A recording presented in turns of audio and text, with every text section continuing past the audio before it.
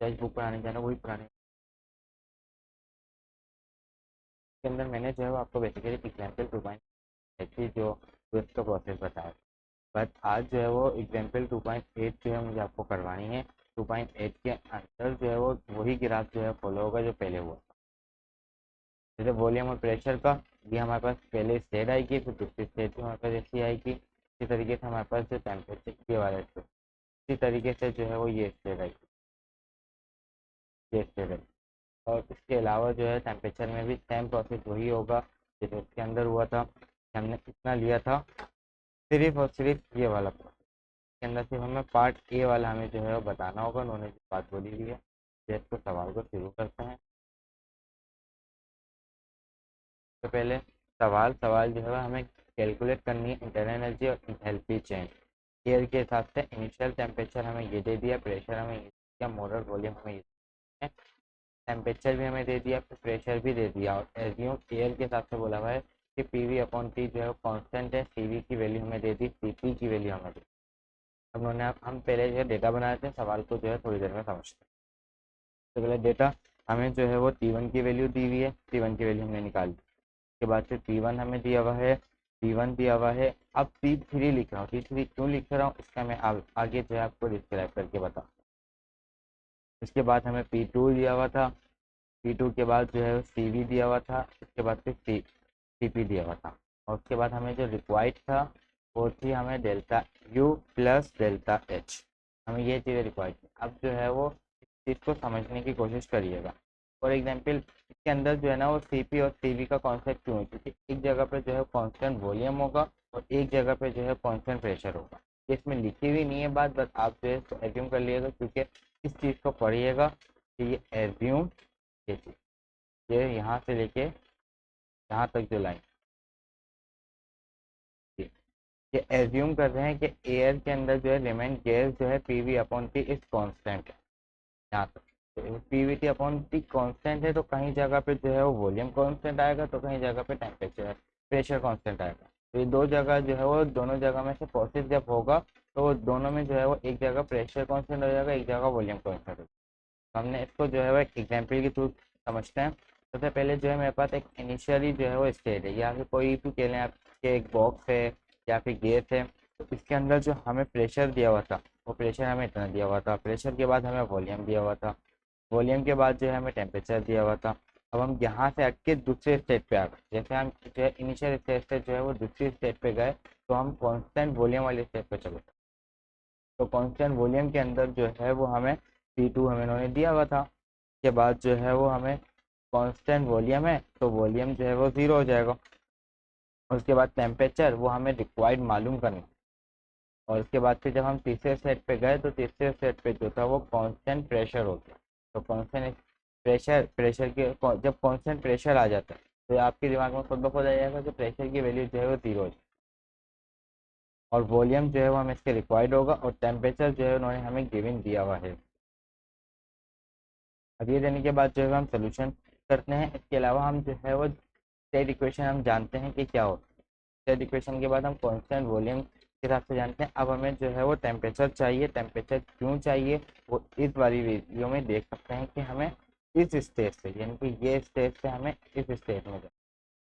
तो इसके लिए हमारे पास जो है वो प्रेशर भी है, वॉल्यूम भी है, बस क्या नहीं है, टेम्परेचर नहीं। तो हमें टेम्परेचर निकालने के लिए जो है वो हमें फार्मूला लगाना होगा। वो हम फार्मूला इधर लगाएंगे चार्ल्स लॉ का। तो जब हमने चार्ल्स लॉ का फार्मूला लगाया, फार्मूला लगाने के बाद इसकी वैल्यू पुट करी, हमें प्रेशर दिया हुआ था, दोनों प्रेशर दिए हुए थे। टेम्परेचर हमने T1 वाला ले लिया, लेने के बाद इसको जब हमने सॉल्व करा इसका आंसर याद। अब इसको हम लोग इसमें जो है ना मैं ये करना चाह रहा हूँ कि एक ही जगह पे जो है हम दोनों टेम्परेचर लिख लेते हैं। हमारे पास देखें टेम्परेचर जो है ना वो तीनों आ चुका है, T1 भी आ गया, T2 भी आ गया, T3 भी आ गया। तो क्यों ना मैं ऐसा करूँ कि कांस्टेंट वॉल्यूम के लिए अलग से टेम्परेचर निकाल लूँ जो चेंज इन कांस्टेंट टेम्परेचर होगा, और कांस्टेंट प्रेशर के ऊपर जो change in constant pressure, change in temperature constant pressure के ऊपर होगा, तो वो मैं अलग से निकाल लूँ। तो जब भी वैल्यू आएगी तो मुझे बार बार नहीं निकालना पड़ेगा, मैं एक ही दफ़ा निकाल के जो है इसको रख लेता हूँ। तो मैं यही करूँगा यहाँ पे कि मेरे पास जो है वो दो स्टेट हैं, दो स्टेट का टेम्परेचर मैंने जो है वो लिख लिया। अब लिखने के बाद जो है मेरे पास है डेल्टा टी, यानी कि एक कांस्टेंट वॉल्यूम के ऊपर। तो T2 में से माइनस करेंगे T1 को, और क्यों मालूम करेंगे ये इसमें देख सकते हैं आप कि ये वाला जो है वो T2 है, यानी कि कांस्टेंट वॉल्यूम को मालूम कर रहे हैं, तो कांस्टेंट वॉल्यूम के अंदर T2 है, इसको माइनस करेंगे इसमें से, तो आंसर आएगा T2 में से माइनस करना है T1। तो मैंने यहाँ तक करा, इसके बाद फिर इसको मैंने सॉल्व किया, इसको सॉल्व करने के बाद इसकी वैल्यू रखी, वैल्यू रखने के बाद इसको सॉल्व किया, तो आंसर मेरा जो है -250.33 केल्विन आ रहा है।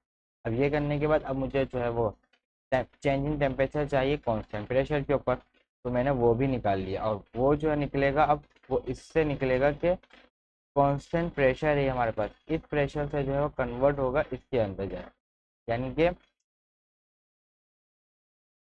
ये जो है वो यूं जा रहा है, इधर इस स्टेट में जा रहा है, पर टेम्परेचर का मतलब होता है कि फाइनल में से जो है माइनस करना है नेगेटिव में, तो ये फाइनल में से माइनस हो रहा है नेगेटिव के अंदर, तो T3 में से माइनस करेंगे हम T2। तो हमने ये चीज़ यहाँ पे करी, उसके बाद फिर हमने इसकी वैल्यू लिखी, वैल्यू जो थी वो हमें गिवन थी, तो हमने गिवन रख के T2 की वैल्यू हमने यहाँ से निकाली थी, इसमें हमने T2 की वैल्यू डाली, उसके बाद फिर हमने इसके आंसर लेकर आएगा कि डेल्टा TV, यानी कि कांस्टेंट वॉल्यूम के ऊपर जो है वो हम ये वाला टेम्परेचर रख देंगे डायरेक्ट, हमें बार बार सॉल्व करना नहीं पड़ेगा, और इसी तरीके से जो है कांस्टेंट प्रेशर के ऊपर जो है हम ये वाला फार्मूला रख देंगे। अब यहाँ तक हो गया, यहाँ तक होने के बाद अब हम जो है वो सबसे पहले हमें क्या मालूम करना था, इंटरनल एनर्जी और इंथैल्पी। तो ये दोनों चीज़ें मालूम करनी है, लेकिन इसमें कंडीशन ये होती है कि दो स्टेट होते हैं, हमें एक आइडियली जो है वो सपोज करनी पड़ती है सब चीज़ें। तो हमने जो है सबसे पहले कांस्टेंट वॉल्यूम लिया, कांस्टेंट वॉल्यूम के ऊपर जो है वो आपको पता है कि वर्क डन जो है 0 होता है, तो वर्क डन अगर नहीं निकालने को दिया हुआ है तो भी निकाल लो, नहीं दिया हुआ तो भी वर्क डन तो इसमें 0 ही होता है। हमें निकालना क्या है, इंटरनल एनर्जी। इंटरनल एनर्जी का फार्मूला कांस्टेंट वॉल्यूम के ऊपर क्या होता है, मैंने आपको पहले भी बताया था कि Q बराबर होता है U के, और U बराबर होता है CV डेल्टा T के। तो हमें सिर्फ इंटरनल एनर्जी निकालनी है, तो हमने इंटरनल एनर्जी का फार्मूला लगाया जो था, इसके अंदर कांस्टेंट टेम्परेचर हमें गिवन है, यानी कि डेल्टा TV हमने पहले ही निकाल लिया था, तो हमने वैल्यू पुट करी और आंसर लिया। अब जो है वो फॉर हमें इंथैल्पी निकालनी है, फॉर इंथैल्पी का फार्मूला जो था वो आपको पता है कि डेल्टा H बराबर होता है delta U plus P delta P. बस इस चीज़ को समझ लें, जब भी कांस्टेंट वॉल्यूम आ जाए या कांस्टेंट प्रेशर आ जाए तो इस चीज़ को हम कैसे लिखेंगे। तो बेसिकली जो है ना वो होता ये है कि ये चेंज इन टेम्परेचर ऐसे होता है कि इस तरीके से यहाँ लिख के अंदर जो है वो पी होता है और पी होता है, ये ऐसे होता है। तो अब जब जो है वो कोई एक चीज़ कांस्टेंट हो जाए, जैसे कि वॉल्यूम कांस्टेंट हो गया, तो वॉल्यूम बाहर आ जाएगा और बचेगा क्या, कांस्टेंट प्रेशर। तो मतलब वो कांस्टेंट वॉल्यूम बाहर आ जाएगा, बचेगा क्या, प्रेशर। तो प्रेशर के लिए जो है वो हम लिख देंगे डेल्टा पी। अगर कांस्टेंट प्रेशर होगा तो प्रेशर बाहर आ जाएगा, बचेगा क्या, वॉल्यूम, तो चेंज इन वॉल्यूम हो जाएगा। इस तरीके से जो है वो चलेगा। अब इसमें हमने वैल्यू पुट करी, सारी वैल्यू डालनी, वैल्यू डालने के बाद इसका जो है वो हम आंसर के अंदर वैल्यू आप देख सकते हैं कि डेल्टा U की वैल्यू हम ऊपर वाली डाल, और V की वैल्यू हमें गिवन थी। और इसमें इस चीज़ का मैं बता दूं कि कांस्टेंट वॉल्यूम का लिया था, तो कांस्टेंट वॉल्यूम में से हमारे पास जो है वो ये वाला हमने जो है वो वॉल्यूम लिया। ये वॉल्यूम क्यों लिया है, क्योंकि हमें वॉल्यूम की नीड है। कोई भी ऐसा सब्सटेंस है या कोई भी ऐसी जो है वो स्टेट है, उसका कुछ ना कुछ वॉल्यूम होगा। अब वॉल्यूम यहाँ पे कांस्टेंट वॉल्यूम का मतलब ये है कि कोई ना कोई स्टेट जो है चेंज नहीं हो रही, यानी कि वॉल्यूम बिल्कुल सेम है, बट प्रेशर चेंज हो रहा है, टेम्परेचर चेंज हो रहा है, और अदर थिंग जो जो चीज़ें हैं वो चेंज हो रही हैं, बट वॉल्यूम उन्होंने बता दिया, कंडीशन उन्होंने हमें बता दी कि कांस्टेंट वॉल्यूम है, यानी कि वॉल्यूम का चेंज नहीं हो रहा। यहाँ वॉल्यूम तो है बट चेंज नहीं हो रहा, इस चीज़ को उन्होंने जो है यहाँ पे ये बताया हुआ है। तो इसमें आप जो है परेशान नहीं होइएगा, इसको इस तरीके से सॉल्व करके प्रेशर में से जो है P2 में से माइनस कर देंगे P1 को, और ये बिल्कुल इसी में से ही होगा कि P2 जो है हमारे पास ये हो जाएगा और P1 जो है हमारे पास ये हो जाएगा। तो P2 में से माइनस करेंगे P1,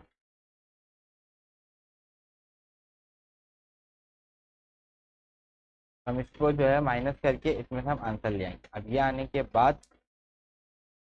जो है हमारे पास कांस्टेंट प्रेशर की आएगी, कांस्टेंट प्रेशर के अंदर जो है वो हमें वॉल्यूम निकालना है। वॉल्यूम क्यों निकालना है, कि देखो हमारे पास V1 तो गिवन था, बट ये V3 गिवन नहीं था। यहाँ मैं बता चुका था आपको क्या ये निकालना है यहाँ पे।